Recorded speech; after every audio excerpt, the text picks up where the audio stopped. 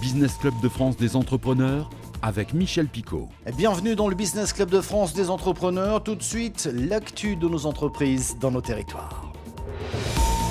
Happyvore, spécialisé dans les steaks, merguez, boulettes et autres nuggets 100% végétaux, va ouvrir sa propre usine à Chevilly dans le Loiret. Pour financer l'opération, l'entreprise a levé 35 millions d'euros. Elle a également bénéficié du plan de relance et du plan protéines de BPI France. La start-up, qui emploie une soixantaine de salariés, annonce 25 à 30 recrutements d'ici la fin de l'année pour faire tourner sa nouvelle usine. Zefalto, la start-up créée dans l'Hérault, s'installe près de Toulouse cette fois-ci pour ouvrir un atelier destiné à la construction d'un ballon portant une capsule pressurisée pour amener des touristes dans la stratosphère et contempler ainsi la Terre. Des voyages dans la stratosphère à 25 km de la Terre. Premier voyage en 2024, si tout va bien, prix du voyage de 6 heures, 120 000 euros, mais déjà des clients réservés. Un champion européen du camping est né cet été en France. Le français European Camping Group, connu dans notre pays sous la marque historique Homer, va acquérir le montpelliérain Vacances Select, qui exploite entre autres l'enseigne Toapi, achat pour 1 milliard d'euros. Et ce nouvel ensemble commercialisera 45 000 mobil-homes. Malgré les vagues de canicule, la sécheresse, mais aussi les orages parfois très violents, sans oublier les incendies, il n'y a jamais eu autant de touristes dans nos territoires et c'est tant mieux. Pourtant, certains sites ou lieux prestigieux ont du mal à gérer ces flux de visiteurs. Exemple de l'île de Bréhat, un reportage de TBE. 9h du matin et ils sont déjà des dizaines à attendre leur bateau. Les vedettes de Bréhat, chargées du transport de passagers entre l'île et le continent, ont mis en place des mesures pour réguler le passage. Sur notre site internet, vous verrez le baromètre de fréquentation vous déconseillera de venir aujourd'hui et les offices de tourisme du département sont prévenus que nous sommes sur une journée de forte affluence et que nous déconseillons la venue aujourd'hui sur Bréhat. Sans oublier les alertes sur les réseaux sociaux, parce qu'aujourd'hui, entre 5 et 6 000 visiteurs sont attendus sur cette île de 3 km². Une question quand même. Je me demande comment ils font pour réguler le nombre de personnes sur l'île. Quand je vois le nombre de bateaux qui décollent à la journée, enfin qui décollent façon de parler. C'est justement ça, le casse-tête de Bréhat. 400 habitants l'hiver et jusqu'à 10 000 durant certaines journées d'été. Une surfréquentation que la mairie et l'office de tourisme essayent de maîtriser. Premier exemple, au bout de la barrière de cette bréhatine. Ce boîtier a été fixé par la commune, déjà l'année dernière et à nouveau cette année, pour compter les passages. Comme celui-ci, une dizaine d'autres boîtiers sont installés sur l'île.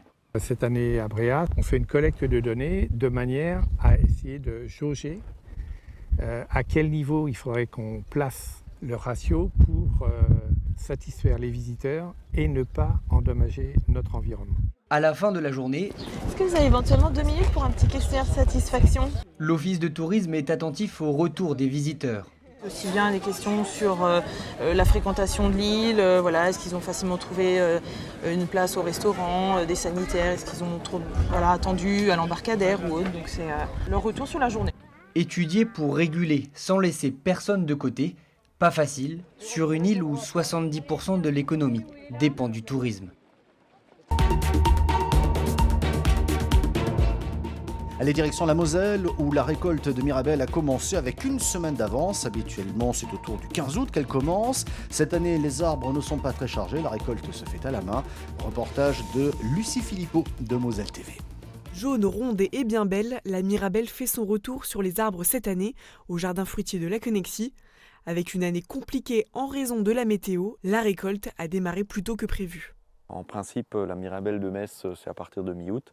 Et donc cette année, avec la sécheresse, avec les températures importantes, le fruit est venu en maturité un peu plus tôt. Très compliqué pour l'agriculture de manière générale et l'arboriculture en particulier. Donc l'année dernière, il faisait trop mouillé. Cette année, il fait trop sec.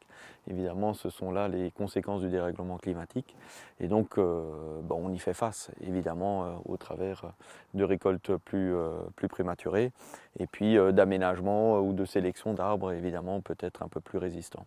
Cette année, le fruit d'or est moins présent sur les arbres par rapport aux autres années. Son calibre, lui, reste modeste, mais cela n'enlève en rien son goût prononcé. Ici, la récolte se fait à la main pour préserver au maximum le fruit. Sa pellicule blanche présente sur la peau, c'est la pruine. Elle permet d'optimiser la conservation du fruit et est signe d'une bonne mirabelle que l'on retrouve évidemment dans toute la Lorraine. Alors il y a deux grandes mirabelles, la mirabelle de Metz et la mirabelle de Nancy. Ce sont deux excellentes mirabelles. Celle de Metz est un peu plus fine. Évidemment, elle a un côté rougeâtre du côté ensoleillé. Elle est très riche en goût. Et puis la mirabelle de Nancy est un peu plus épaisse, plus grosse, une chair plus ferme avec une petite pellicule plus fine encore. Mais ce sont deux excellentes mirabelles. En tarte, en bocaux, en alcool ou simplement à déguster, la mirabelle sera présente sur votre table cette saison. Comptez 3,50 € le kilo ici au jardin fruitier de la Connexie pour vous procurer ces prunes jaunes.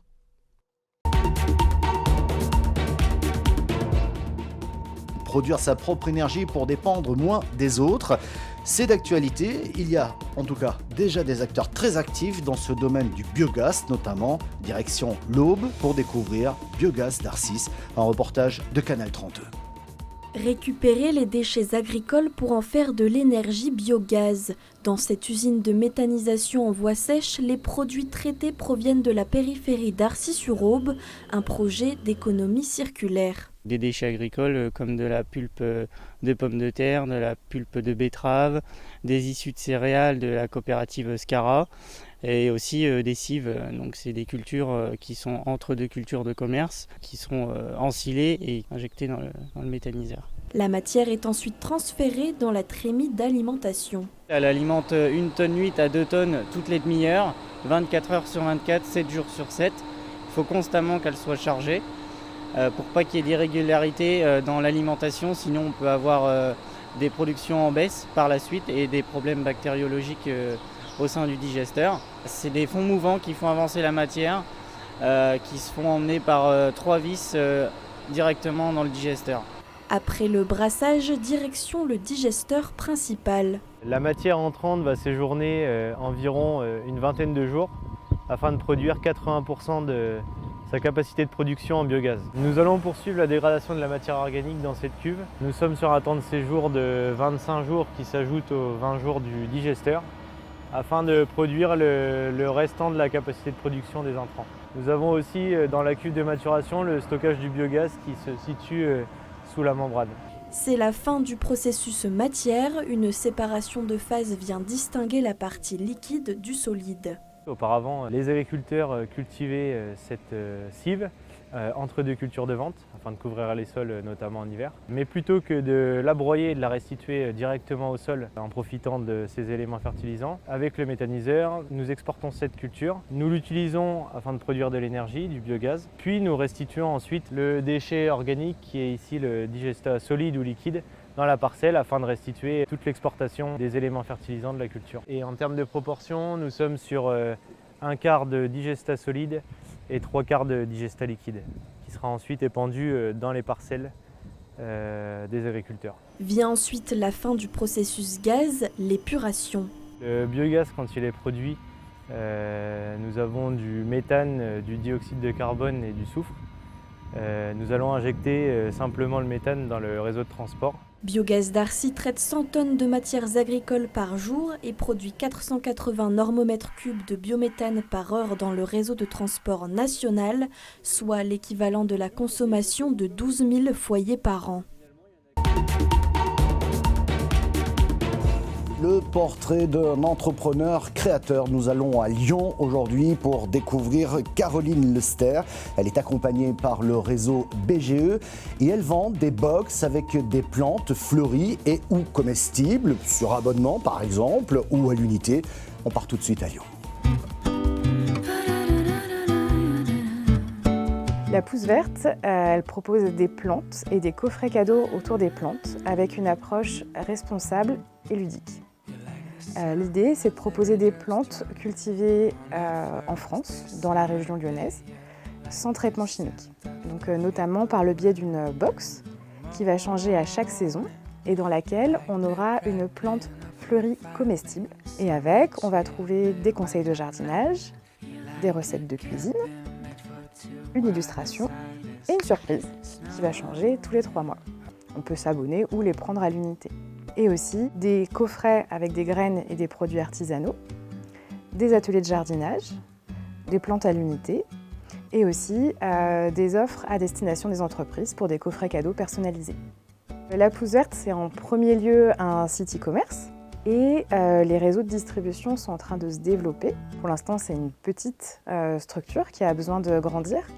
Mais il y a beaucoup de perspectives favorables, de nouveaux débouchés qui arrivent. Ce que j'aimerais, c'est qu'on soit une équipe plus étoffée, je ne sais pas, entre 6 et 10 personnes. L'idée, c'est de pouvoir être présent de manière nationale. Ce qui me rend fière dans ce projet, c'est qu'il soit devenu concret, réel. Je suis fière quand je reçois des commandes. Ça me met en joie parce que ça montre que ça répond à un besoin et que ça permet à l'entreprise de se développer.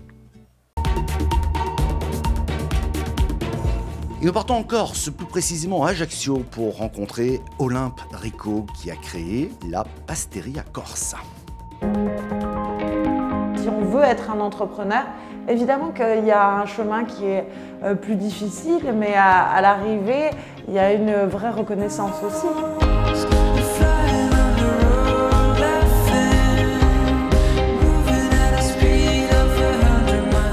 Je suis donc née dans une famille de restaurateurs et j'ai toujours été passionnée de cuisine. Donc je suis un peu tombée dans la marmite, comme on dit, très jeune. La Pasteria Corsa, c'est une fabrique de pâtes fraîches artisanales bio. Donc je suis la première en Corse à faire des pâtes biologiques. L'idée, c'est d'avoir un produit avec un circuit le plus court possible. On essaye vraiment d'avoir un 100% local, un maximum de matières premières locales. Je distribue toutes les enseignes bio d'Ajaccio. C'est tout un travail. Il y a d'abord la fabrication, il y a ensuite tout ce qui est emballage et conditionnement. Ensuite, il y a la livraison, la vente. Donc c'est vrai que ça fait, il y a beaucoup de points. Je ne veux même pas dire je vais travailler.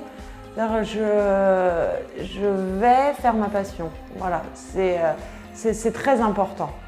C'est très important de pouvoir adorer son travail. C'est un grand luxe aussi, mais c'est important d'y arriver, quoi. Voilà. Merci de nous avoir suivis dans ce format tout reportage, toute image. L'émission est disponible en replay vidéo sur le site de votre télévision locale ou sur celui de l'émission. Merci également à nos auditeurs qui nous suivent sur leur radio préférée, sans oublier les auditeurs de cette émission qui est également disponible en podcast. Merci de votre fidélité, à la semaine prochaine.